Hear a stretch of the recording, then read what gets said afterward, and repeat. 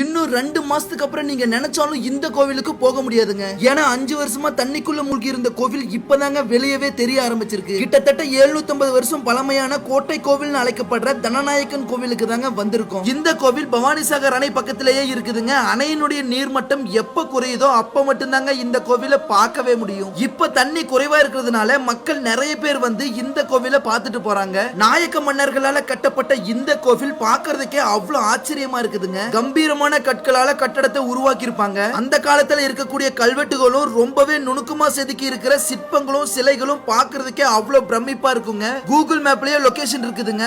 இந்த இடத்துக்கு பஸ் வசதி எல்லாம் இல்லங்க, ஓன் வெஹிக்கிள் தாங்க வர முடியும். இந்த இடத்துக்கு வந்துட்டு அங்கேயே பரிசல்காரங்க இருப்பாங்க. அங்க இருந்து பரிசல் மூலியமா தாங்க கோவிலுக்கே போக முடியும். அழகான கிராமங்கள் எல்லாம் தாண்டி ஒரு அதிசயமான கோவிலுங்க. இன்னும் 2 மாசத்துக்கு அப்புறம் தண்ணி வரக்கூடிய வாய்ப்பு இருக்குதுங்க. அதனால நேரம் கிடைக்கும் பொழுது கண்டிப்பா ஒரு முறையாவது போய் பார்த்துட்டு வாங்க. இன்ட்ரெஸ்டிங்கான டிராவல் வீடியோஸ்க்கு டவுன் பஸ் விஜயை ஃபாலோ பண்ணிக்கங்க.